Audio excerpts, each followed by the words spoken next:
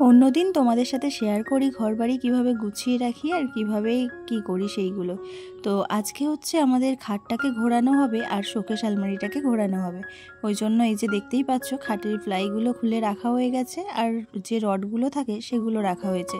আর আলমারিটা যেহেতু সরানো হবে তাই জামা কাপড় বের করে সব ওই ঘরে খাটের উপরে রাখা আছে। কারণ আলমারিটার না খাটের মানে পায়াটা নষ্ট হয়ে গেছে, তো টেনে টেনে নিয়ে যেতে গেলে আর ভারী থাকলে আরও বেশি নষ্ট হয়ে যাবে ওই জন্য। আর এদিকে দুই ভাই দেখো কি করছে, আমার কাজটা একটু আগিয়ে দিচ্ছে। সকালবেলার থেকে গুছিয়ে গাছিয়ে আর এই সবে মানে সেটিংটা করলাম, তো এখনও কাজ বাকি আছে কিন্তু আপাতত চলার মতো ঠিক আছে। আর উপরে দেখো ফ্যানটা অন্য সাইড হয়ে গেছে আর খাটটা অন্য সাইডে হয়ে গেছে। তো চলো বাইরের থেকে ব্যাক ক্যামেরায় তোমাদের দেখাচ্ছি। আর হাতে একদম সময় নেই, কেননা তোমাদের দাদাভাই এক্ষুনি কাজে বেরোবে। আর কাজে বেরোবে বলতে ওই বাইরে মেদিনীপুরে যাবে কাজে, তো সেটাই এখন হচ্ছে। রান্না টান্নাও কিছু করিনি, সকালবেলা উঠে পর ওইসব করতে গিয়ে দেরি হয়ে গেছে। এখানে কড়াইতে তেল দিয়ে আর তোমাদের সাথে একটুখানি দেখাতে গেলাম। ধন্যবাদ বন্ধুরা, কেমন আছো সবাই? আশা করছি তোমরা সকলে ভালো আছো, আমিও ভালো আছি। আর এই যে মাছ টাছ ভেজে ও ভাত খেয়ে নিয়েছে আর এদিকে এরা দুজনে ভাত খাচ্ছে আর ঝগড়া করছে। ওই দিকে দাও, তোমার চেয়ারে পা দাও। ঠিক আছে, এখন বাজে 9:15। আর যে তোমাদের দাদা ভাই গুছিয়ে বেরিয়ে যাচ্ছে। চাবি নিয়েছো? আর কাপড় নেই বাড়ি? চাবি নিয়েছো? এইটা দাও, এইটা দাও। তো দাও নি, কাপড় দাও আলাদা। ধরো আমি দিচ্ছি, ধরো দাও দাও কাপড়। তোমার ওইটা নাও, কানের ওটা নাও। কে বলছে কাপড় দাও আর এই কাপড়টা নিয়ে আর সবাইকে দেখাচ্ছে যে দেখো তাঁতের শাড়ি দিচ্ছে গাড়ি মোছার জন্য। আসলে মা এই কাপড়টা পরে না, তাই বললো কি যে এই কাপড়টাই দিয়ে দিতে। তো কাপড়টা এমনি সত্যিই খুব ভালো আছে, তো আমি বললাম তাহলে রেখে দাও, নিয়ে যেতে হবে না, কদিন পরে পরে ছিঁড়ে ফেলি তারপরে নিয়ে যেও ওখান। তাই জন্য রেখে দিল। আসলে গাড়ি যখন খোলে না তখন একটা করে কাপড় একেবারে লেগে যায় ওই জন্য। আর এমনিও কাপড় কিনে নেয়, মানে আমি তো সেরকম কাপড় পরি না, মার যে কাপড়টা হয় সেইগুলোই নিয়ে যায়। আর মাঝে ওই পোকে কেটে দিয়েছিল কটা কাপড়, সেই কাপড় নিয়ে গেছিলো। আর আমি তো কাঁথা বসিয়েছিলাম একদিন, তোমাদেরকে দেখালাম। সবসময় তো ব্লগ করি কিন্তু এডিটিংয়ের অভাবে তোমাদের সঙ্গে শেয়ার করতে পারি না। যেমন এই ভিডিওটা গত বৃহস্পতিবারের ভিডিও, আর আজকে গত শুক্রবারের ভিডিও। আর আজকে আবার বৃহস্পতিবার চলে আসলো, আজকে তোমাদের সাথে শেয়ার করছি। তাহলে বলো, এডিটিংয়ের অভাবে ভিডিও কত যে ডিলিট করে ফেলি এর কোনো ঠিক ঠিকানা থাকে না। তো যাই হোক, এখন হচ্ছে কাজে বেরিয়ে গেল আর চাটাতে একটু জল দিয়ে দিই, তো জলটা দেওয়াটা তোমাদের সাথে শেয়ার করতে পারিনি। তো কাজে বেরিয়ে গেছে, এবারে চলো আমরা আমাদের খাবার দাবার একটুখানি করে নিয়ে তারপরে আবার রান্না করতে যাব। সকালবেলা আমি হালকা পাতলা বলতে একটু ওটস নিয়েছি। আর ওয়েটটা না অতিরিক্ত বেড়ে যাচ্ছে, জানি না খাওয়া হোক বা না খাওয়া হোক তাও ওয়েট বেড়ে যাচ্ছে। তো আজকে দেখছি হালকা পাতলাই খাবো, একটু টক দই আর একটু স্যালাড নিয়েছি আর ওটস নিয়েছি আর সাথে একটু গরম জল। তো চলো। আর ঘর বাড়ির অবস্থা দেখো, এইখানটায় এইরকম ধুলো ময়লা পড়ে আছে, মানে ঘর বারান্দা সবই অগোছালো হয়ে আছে। আর মার ঘরটা তো তোমাদেরকে আগেই দেখালাম এই রকম হয়ে আছে। তো আমাদের ঘরটা এবারে তোমাদেরকে দেখাই। এই যে আমি ঘরে ঢুকলাম, ঘরে ঢুকেই বাঁ হাতে আছে খাট আর সামনে আছে শোকেস আলমারি, বড় আলমারি। আর যে পড়ার টেবিলটা ছিল সেটা জানালার ধারে রেখেছি। আর সামসেটের তলায় হয়ে গেছে বলে এই দিকটায় না বড় আলমারিটা ঢোকেনি। তো এমনি ঘরের লুকটা বেশ দেখতে ভালো লাগছে। সব থেকে খারাপ লাগছে কোনগুলো বলো তো, যেগুলো এই হাতে এঁকেছিলাম তো সেইগুলো দেয়ালে চাপা পড়ে গেছে। আসলে অনেক দিন একঘেয়েমি হয়ে যায় একরকম জিনিসপত্র থাকলে। আবার এই সাইডটা মানে যে সাইডে ছিল এই সাইডে রাখতে নেই খাটটা, অনেকটাই নেগেটিভ এনার্জি আসছিল।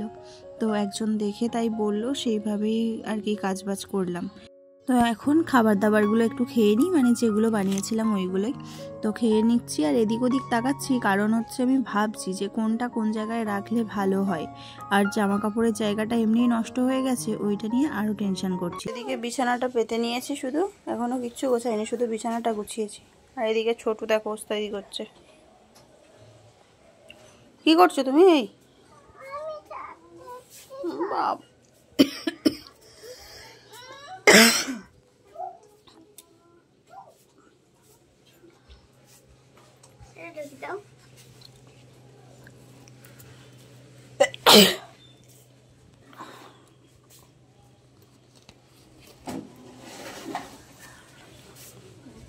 টিফিন নিয়ে নাও।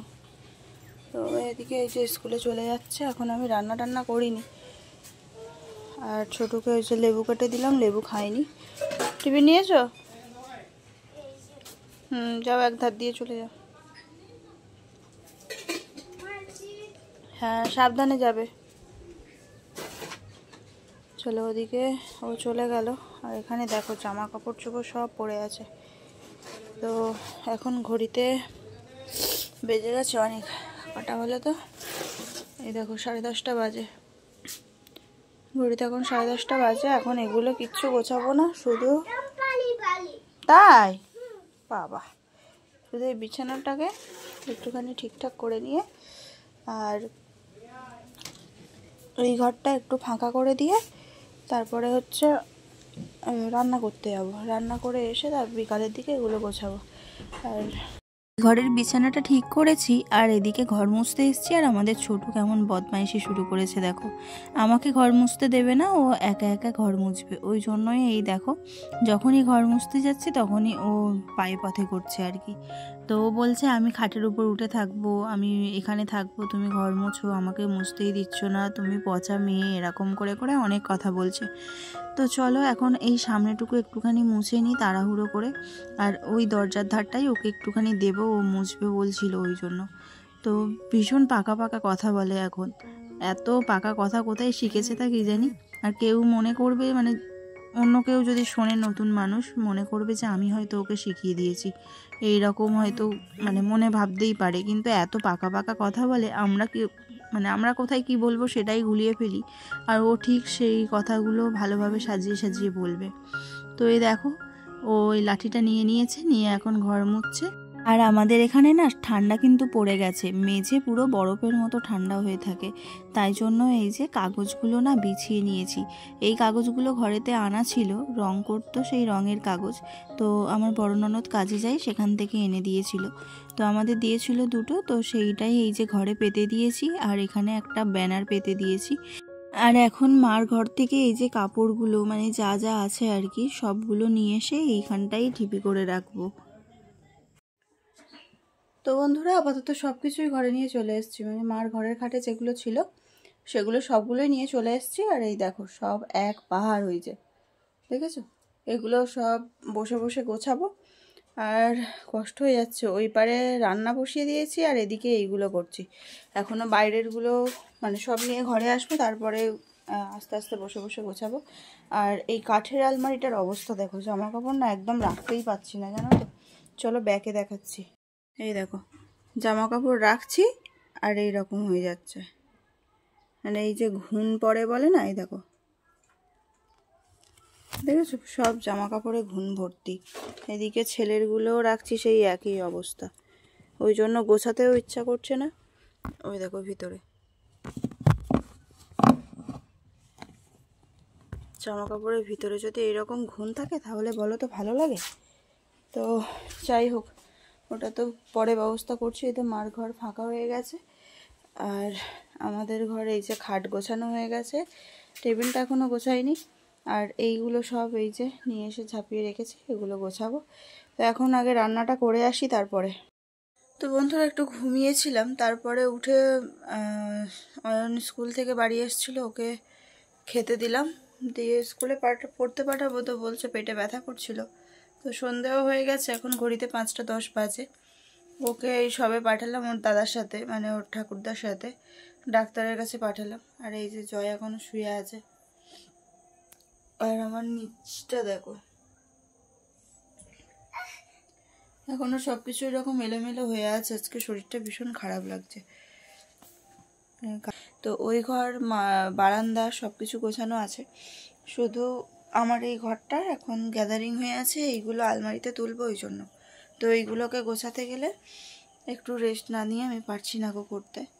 তো চলো তবে আজকের ভিডিওটা আমি এখানেই শেষ করছি। একদম এনার্জি নেই, বিশ্বাস করো। তো কেমন লাগলো অবশ্যই জানাবে। আবারও ফিরে আসছি নেক্সট একটা ব্লগে। সবাই পাশে থেকো, ভালো থেকো।